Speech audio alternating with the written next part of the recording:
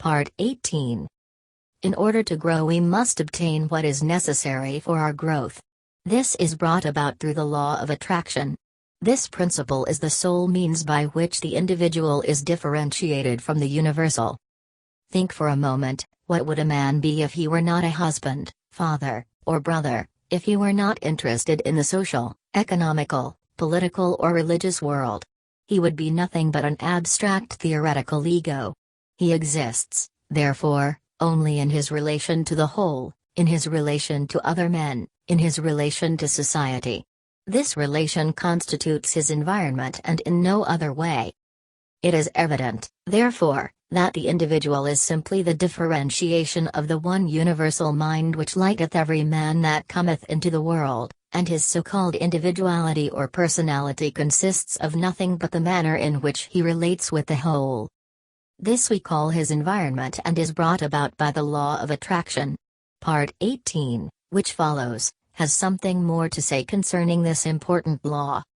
Part 18. 1. There is a change in the thought of the world. This change is silently transpiring in our midst, and is more important than any which the world has undergone since the downfall of paganism. 2.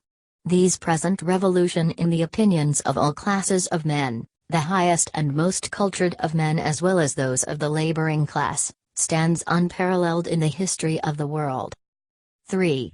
Science has of late made such vast discoveries, has revealed such an infinity of resources, has unveiled such enormous possibilities and such unsuspected forces, that scientific men more and more hesitate to affirm certain theories as established and beyond doubt or to deny other theories as absurd or impossible. 4. A new civilization is being born, customs, creeds, and precedent are passing, vision, faith and service are taking their place. The fetters of tradition are being melted off from humanity, and as the impurities of materialism are being consumed, thought is being liberated and truth is rising full-robed before an astonished multitude. 5. The whole world is on the eve of a new consciousness, a new power, and a new realization within the self. 6. Physical science has resolved matter into molecules, molecules into atoms, atoms into energy, and it has remained for Mr. J. A. Fleming, in an address before the Royal Institution, to resolve this energy into mind. He says, in its ultimate essence, energy may be incomprehensible by us except as an exhibition of the direct operation of that which we call mind or will. 7. And this mind is the indwelling and ultimate. It is immanent in matter as in spirit. It is the sustaining, energizing, all-pervading spirit of the universe. 8. Every living thing must be sustained by this omnipotent intelligence, and we find the difference in individual lives to be largely measured by the degree of this intelligence, which they manifest.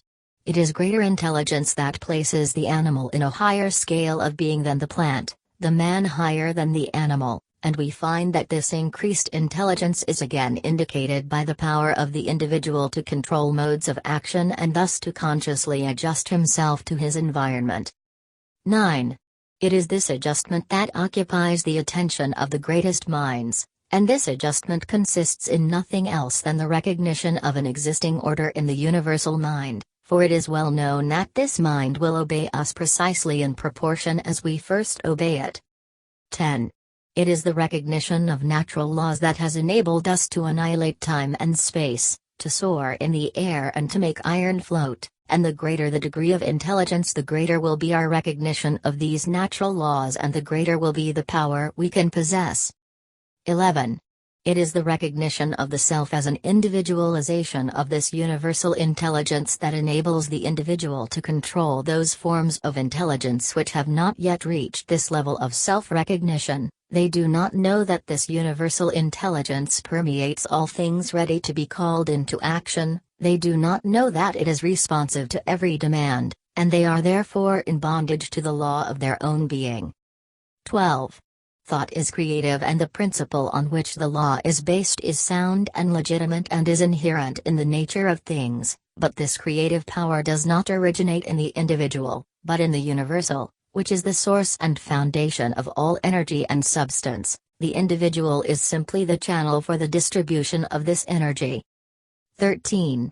The individual is simply the means by which the universal produces the various combinations which result in the formation of phenomena, which depends upon the law of vibration, whereby various rates of rapidity of motion in the primary substance form new substances only in certain exact numerical ratios. 14.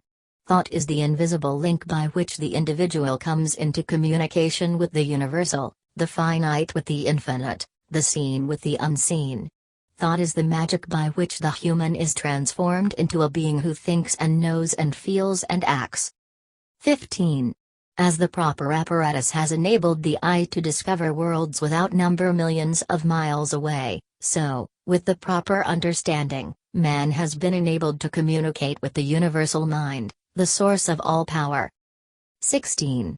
The understanding which is usually developed is nothing more than a belief, which means nothing at all. The savages of the Cannibal Islands believe something, but that proves nothing. 17.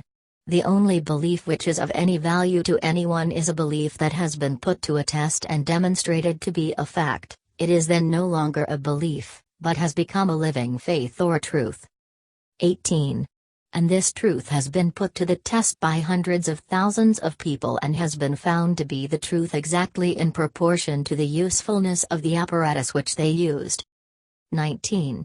A man would not expect to locate stars hundreds of millions of miles away without a sufficiently strong telescope, and for this reason science is continually engaged in building larger and more powerful telescopes and is continually rewarded by additional knowledge of the heavenly bodies.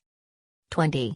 So with understanding, men and women are continually making progress in the methods which they use to come into communication with the universal mind and its infinite possibilities. 21. The universal mind manifests itself in the objective, through the principle of attraction that each atom has for every other atom, in infinite degrees of intensity. 22. It is by this principle of combining and attracting that things are brought together. This principle is of universal application and is the sole means whereby the purpose of existence is carried into effect. 23. The expression of growth is met in a most beautiful manner through the instrumentality of this universal principle. 24. In order to grow we must obtain what is essential for our growth, but as we are at all times a complete thought entity, this completeness makes it possible for us to receive only as we give. Growth is therefore conditioned on reciprocal action, and we find that on the mental plane like attracts like, that mental vibrations respond only to the extent of their vibratory harmony. 25. It is clear, therefore, that thoughts of abundance will respond only to similar thoughts. The wealth of the individual is seen to be what he inherently is. Affluence within is found to be the secret of attraction for affluence without. The ability to produce is found to be the real source of wealth of the individual. It is for this reason that he who has his heart in his work is certain to meet with unbounded success. He will give and continually give, and the more he gives, the more he will receive. 26. What do the great financiers of Wall Street, the captains of industry, the statesmen, the great corporation attorneys, the inventors, the physicians, the authors, what do each of these contribute to the sum of human happiness but the power of their thought? 27. Thought is the energy which the law of attraction is brought into operation, which eventually manifests in abundance. 28.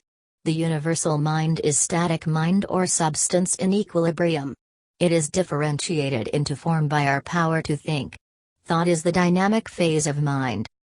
29. Power depends upon consciousness of power. Unless we use it, we shall lose it, and unless we are conscious of it, we cannot use it. 30. The use of this power depends upon attention. The degree of attention determines our capacity for the acquirement of knowledge, which is another name for power. 31. Attention has been held to be the distinguishing mark of genius.